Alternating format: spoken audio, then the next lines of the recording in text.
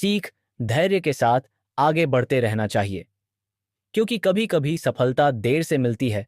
5 वर्ष पहले धैर्य के साथ आगे बढ़ते रहना चाहिए, क्योंकि कभी कभी सफलता देर से मिलती है। धर्म रास्ते में शिष्यों को दिखे बहुत सारे गड्ढे तो उन्होंने बुद्ध से इसका रहस्य पूछा। कुछ लोगों को कड़ी मेहनत के बाद भी आशा के अनुरूप फल नहीं मिल पाते हैं और निराशा बढ़ने लगती है। ऐसी स्थिति में सकारात्मकता बनाए रखनी चाहिए और मेहनत में कमी नहीं करनी चाहिए। इस संबंध में गौतम बुद्ध से जुड़ा एक प्रसंग प्रचलित है, जिसमें सुखी जीवन और सफलता पाने के सूत्र छिपे हैं। अगर इन सूत्रों को जीवन में उतार लिया जाए तो हम कई परेशानियों से बच सकते हैं और अपने लक्ष्य तक पहुंच सकते हैं। यहां जानिए वह प्रसंग जिसमें बताया गया है कि हम कैसे सफल हो सकते हैं।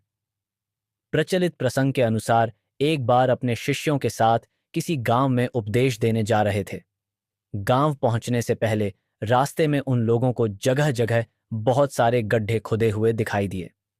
महात्मा बुद्ध का एक शिष्य इन गड्ढों को देखकर सोचने लगा कि इनका रहस्य क्या है।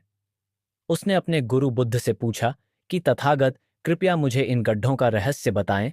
एक साथ इतने सारे गड्ढे किसने और क्यों खोदे हैं? गौतम बुद्ध ने शिष्य को जवाब दिया कि किसी व्यक्ति ने पानी की तलाश में ने इतने सारे गड्ढे खोदे हैं।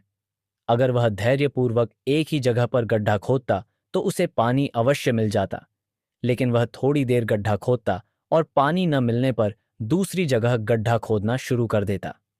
इस कारण उसे कहीं भी पानी नहीं मिला। जीवन प्रबंधन बुद्ध ने शिष्यों को समझाया कि अगर कोई व्यक्ति किसी काम में सफल होना चाहता है तो उसे कड़ी मेहनत करनी होती है, लेकिन कड़ी मेहनत के साथ ही स्वभाव में धैर्य होना भी जरूरी है।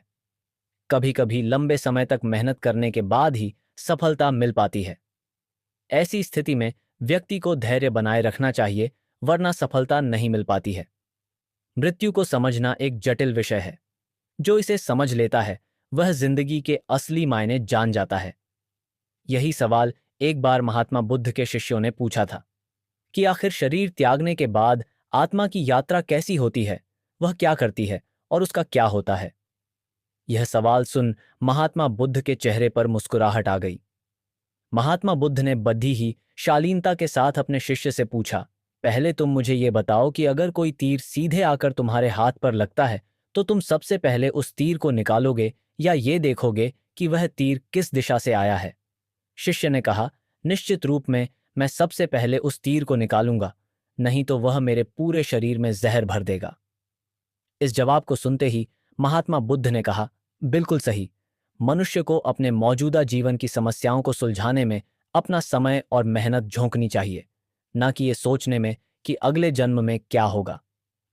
महात्मा बुद्ध कभी भी पूर्ण जन्म या आने वाले जन्म को लेकर चिंतित नहीं रहते थे। वह आज की बात करते हैं और उन्होंने अपने शिष्यों को भी वर्तमान में जीने की सलाह दी। महात्मा बुद्ध द्वारा सैकड़ों वर्ष पहले दिए गए उपदेश आज भी प्रासंगिक है। तो आइए आज पढ़ते हैं महात्मा बुद्ध के जीवन से जुड़ी